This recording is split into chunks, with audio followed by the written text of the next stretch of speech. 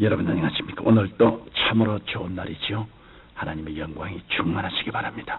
저는 오늘 성찬에 임하는 바른 자세란 제목으로 여러분과 함께 은혜를 나누고자 합니다. 본문 말씀은 고린도전서 11장 26절로 32절의 말씀입니다. 너희가 이 떡을 먹으며 이 잔을 마실 때마다 주의 죽으심을 오실 때까지 전하는 것이니라. 그러므로 누구든지 주의 떡이나 잔을 합당치 않게 먹고 마시는 자는 주의 몸과 피를 범하는 죄가 있느니라. 교회의 거룩한 예식 가운데 가장 중요한 것은 바로 성찬과 세례입니다. 이 중에서 성찬은 예수 그리스도의 십자가 고난을 의미합니다. 예수님께서 잡히시던 날 밤에 제자들과 함께 떡과 포도주를 나누시며 떡은 우리를 위하여 깨뜨리는 몸이요 포도주는 우리를 위하여 흘리는 피라고 말씀하셨습니다. 그러므로 이것을 향하여 나를 기념하라고 하셨습니다. 그래서 오늘날도 교회는 예수 그리스도의 십자가를 기념하는 성찬 예식을 계속하고 있습니다. 그런데 오늘 본문에 보면 고린도 교회의 성도 중에는 성찬을 잘못 대하여 약한 자와 병든 자와 잠잠한 자도 많았다고 경고하고 있습니다. 그러므로 저는 오늘 성찬에 임하는 올바른 자세에 관하여 여러분께 말씀드리고자 합니다. 우리는 성찬을 대할 때 먼저 주의 몸을 분별해야 합니다. 오늘날 많은 성도들이 형식적으로 성찬의 떡과 잔을 먹고 마심으로 주의 심판을 자초하고 있습니다. 그러나 주의 몸을 분별하여 먹고 마시는 자에게는 주님의 축복이 함께합니다. 여기에서 주의 몸을 분별한다는 것은 주의 몸이 깨어진 이유와 그 의미를 분명히 깨닫고 믿는 것을 의미합니다. 성찬의 떡과 포도주는 단지 한 조각의 떡 한 잔의 포도주가 아닙니다. 그 안에는 예수님의 희생적인 사랑과 큰 은혜가 담겨져 있는 것입니다. 성경 마태복음 26장 26절로 28절에 6월절 만찬에 대한 기사가 나와 있습니다. 저희가 먹을 때 예수께서 떡을 가지사 축사하시고 떼어 제자들을 주시며 가라사대 받아 먹으라 이것이 내 몸이니라 하시고 또 잔을 가지사 사례하시고 저희에게 주시며 가라사대 너희가 다 이것을 마시라 이것은 죄사함을 얻게 하려고 많은 사람을 위하여 흘리는 바 나의 피 곧 언약의 피니라. 그러면 주님께서 당하신 십자가 고난이 구체적으로 나와 무슨 관련이 있을까요? 예수님께서 십자가 위에서 자신의 몸을 깨뜨리신 것은 우리의 죄를 대속하기 위한 것입니다. 그러므로 우리는 죄 용서받은 확신을 가지고 성찬에 참여해야 합니다. 또 주님께서 채찍에 맞으신 것은 우리의 영과 육의 모든 질병을 위한 것이므로 치료에 대한 확신을 가지고 성찬에 참여해야 합니다. 뿐만 아니라 우리는 예수님께서 우리 대신 나무에 달려 저주받으심으로 저주에서 속량받았다는 확신을 가지고 성찬에 참여해야 합니다. 이런 믿음의 자세로 성찬의 떡과 잔을 마실 때 우리는 하나님과 새로운 계약 관계에 있음을 재확인할 수 있습니다.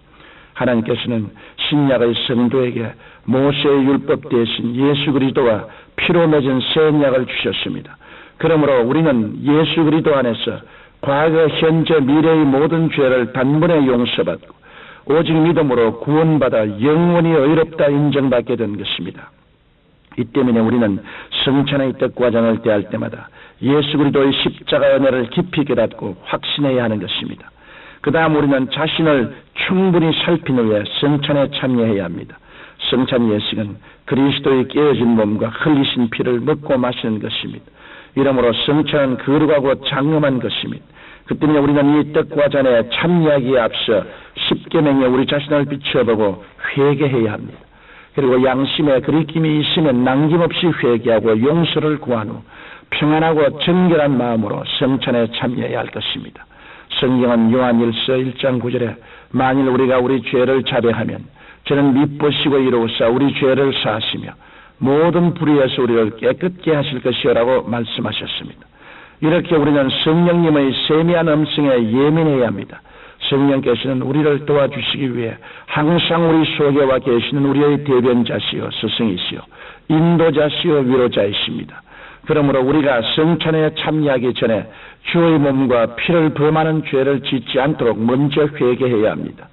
이와 같이 성찬은 대하는 사람의 마음가짐에 따라 하나님의 심판이 되기도 하고 축복이 되기도 합니다.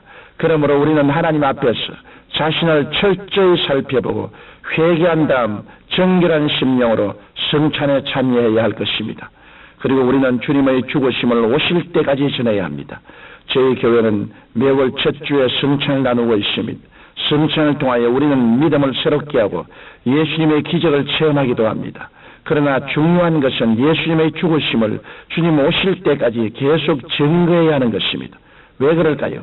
성찬은 우리에게 주 예수님의 무한하신 사랑을 깨닫게 해주십니다. 톨스토이의 단편 소설 사람은 무엇으로 사는가라는 책에 이런 내용이 있습니다. 한 천사가 하나님께로부터 지상에 가서 남편을 잃고 쌍둥이를 낳다 지쳐있는 한 여인의 영혼을 데려오라고 명령을 받습니다. 그러나 천사는 엄마가 없는 불쌍한 쌍둥이를 생각하여 그냥 옵니다. 그래서 그 천사는 명령을 어긴 죄로 금빛 두 날개를 잃고 지상으로 추방되었습니다. 그러나 그는 세 가지 문제를 풀면 다시 하늘로 갈 수 있었습니다.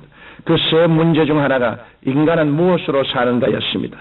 천사가 지상의 가난한 노부부에게 가서 머무는 동안 두 가지 과제를 풀었습니다. 그리고 6년의 세월이 흐른 어느 날 한 중년 부인이 데려온 쌍둥이 자매를 보고 깜짝 놀랍니다.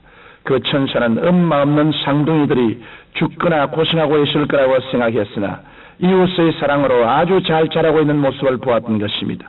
그는 자신의 염려가 부질없었음을 깨닫고 인간은 하나님께서 부어주시는 사랑으로 살아간다는 해답을 얻는 순간 그의 등 뒤에는 금빛 날개가 다시 돋고 천사는 하늘로 돌아갈 수 있다는 얘기입니다.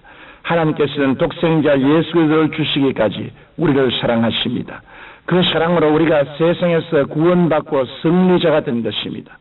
성경 고린도후서 3장 14절에 항상 우리를 그리스도 안에서 이기게 하시고 우리로 말미암아 각처에서 그리스도를 아는 냄새를 나타내시는 하나님께 감사하노라고 말씀하셨습니다.